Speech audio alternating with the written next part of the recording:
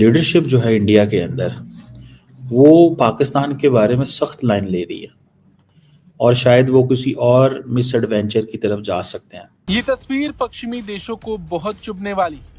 Putin के भारत दौरे से पहले मॉस्को पहुंचकर भारत के विदेश मंत्री एस जयशंकर ने उनसे मुलाकात की और उसके बाद आफ्टर शॉक्स का सिलसिला इस वक्त जारी है। इम्पॉर्टेंट डेवलपमेंट ये है कि भारत के minister for external affair doctor Jaishankar ने बड़ी क्लैरिटी के साथ ये कहा है जनाब कि कोई वाइट वॉशिंग नहीं चलेगी।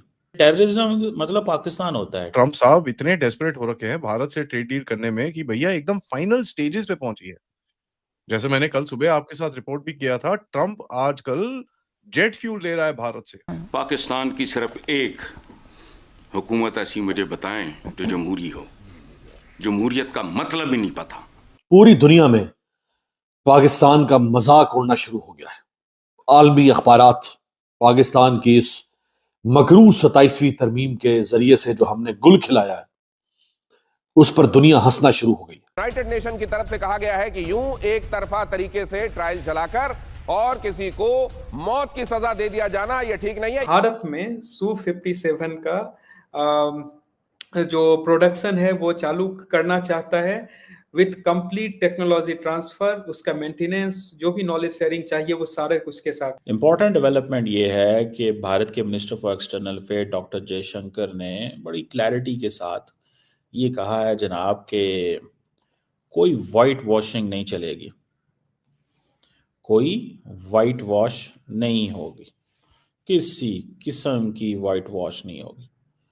और उसमें सिंपल सी बात यह है कि यानी the something which must be known to people, जिस चीज़ का लोगों को समझ होनी चाहिए वो क्या है।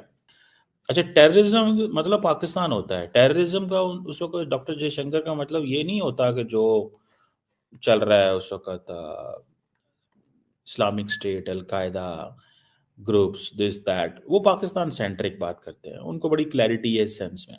सो वो कहते हैं जी जीरो टॉलरेंस। और वाइट वॉश कर रहे हो आप सब कुछ ना, आप सारा कुछ वाइट वॉश कर रहे हो। आप सब लोग जो है वो चीज़ें ऐसी कर रहे हो जो चीज़ें नहीं करनी चाहिए। मतलब दिस इज समथिंग वो इसके ऊपर बात करते हैं कि हम ये, और बेसिकली कह किसको रहे हैं, अमेरिकन को,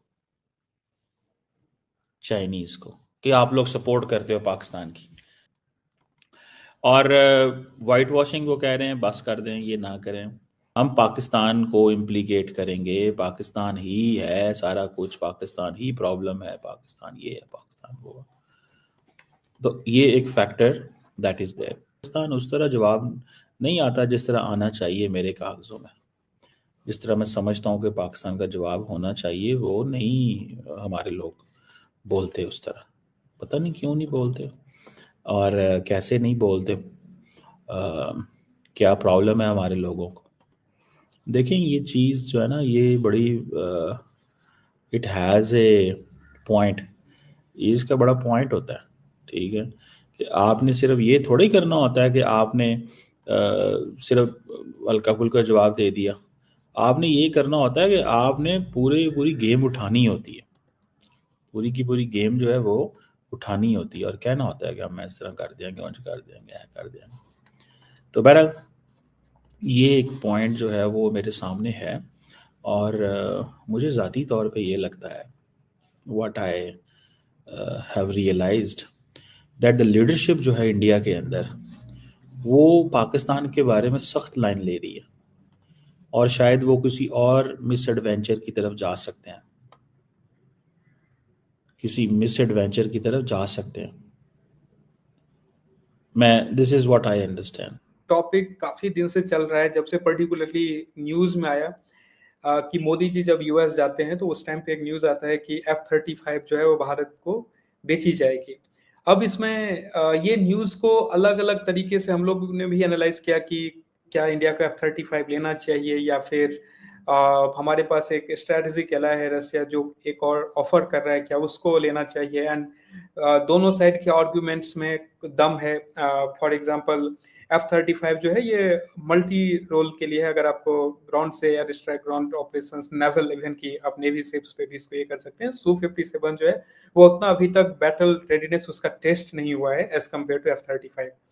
बट अगेन फिर और भी बहुत सारे फैक्टर्स आते हैं और उसमें दो फैक्टर सबसे इंपॉर्टेंट हो गया। जब ऑपरेशन सिंदूर, जब ये डिस्कशन पहली बार हुआ था, मोदी जी फरवरी में जाते हैं यूएस और उसके बाद बहुत सारी घटनाएं घटी जिसमें से ऑपरेशन सिंदूर और यूएस का रिकैलिब्रेशन ऑफ रिलेशंस भी सामने आया।